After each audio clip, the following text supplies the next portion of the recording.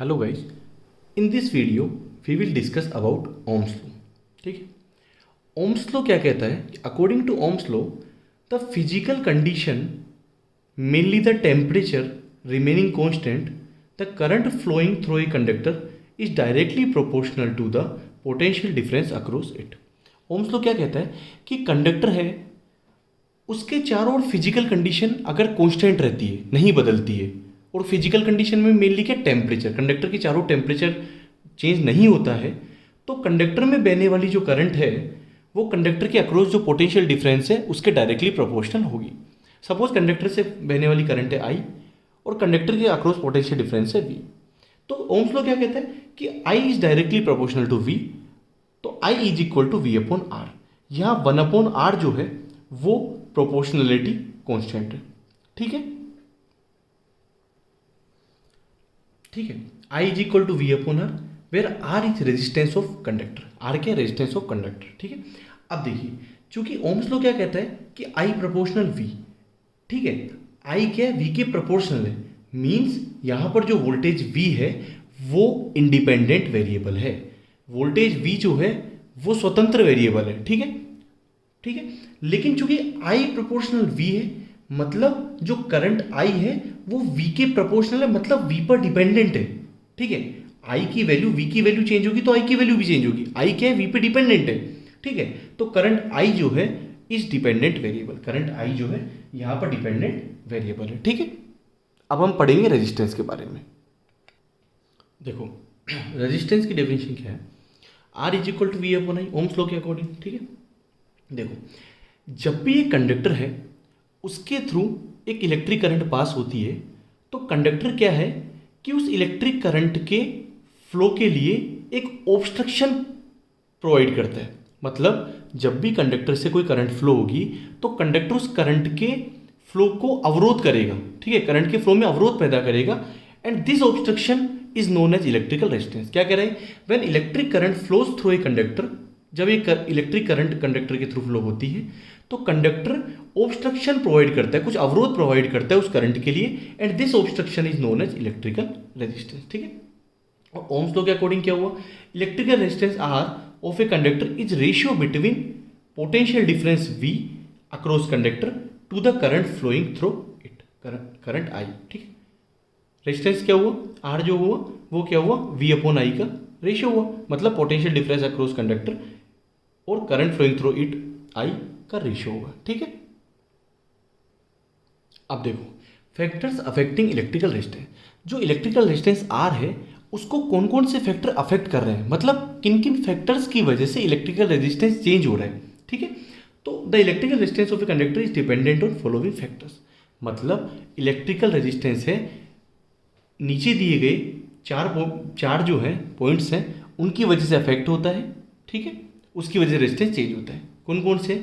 The cross sectional area of conductor, cross sectional area जो ए है conductor का उस पर डिपेंड करता है रेजिस्टेंस, वो अफेक्ट करता है रेजिस्टेंस को।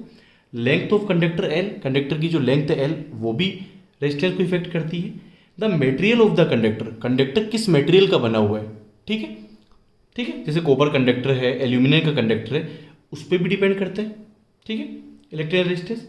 और the temperature of conducting material, जो मटेरियल है उसका जो टेम्परेचर है उस पर भी डिपेंड करता है। ठीक है, कैसे डिपेंड करता है वो हम नेक्स्ट उसमें देखते हैं। ठीक है, अब देखो, हमने क्या कहा कि इलेक्ट्रिकल रेजिस्टेंस चार फैक्टर पे डिपेंड करता है, लेंथ पे, क्रॉस सेक्शन एरिया पे, और material and temperature of conducting material. ठीक है, अब देखो, इलेक्ट्रिकल रेजिस्टेंस जो होता है वो डायरेक्टली प्रोपोर्शनल होता है लेंथ ऑफ कंडक्टर की, और इनवर्सली प्रोपोर्शनल होता है cross sectional area of conductor के। It means R is proportional to L upon A. क्या हो रहा है? आर डायरेक्टली प्रोपोर्शनल क्या आ रहा है, लेंथ ऑफ कंडक्टर क्या आ रहा है, और आर इज इनवर्सली प्रोपोर्शनल हो रहा है cross sectional area of conductor के। ठीक है, तो इससे हम रिलेशन से हमने लिखा R is equal to rho L by A, where rho क्या है? Rho is resistivity of material. ठीक है, इसको हम डिफाइन करेंगे आगे। रो क्या है? Resistivity of material. ठीक है, अब देखो, रेजिस्टेंस की यूनिट क्या है? यूनिट ऑफ रेजिस्टेंस होता है ओम। ठीक है, रेजिस्टेंस की जो यूनिट होती है वो ओम कहलाती है, और ओम का सिंबल ऐसे डिनोट करते हैं। ठीक है,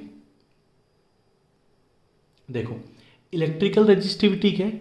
इसको रो से हम डिनोट करते हैं। ठीक है, ये क्या है कि मटेरियल की फंडामेंटल प्रॉपर्टी है जो ये बताती है कि ये मटेरियल किस तीव्रता से इलेक्ट्रिक करंट आई को रजिस्ट करेगा।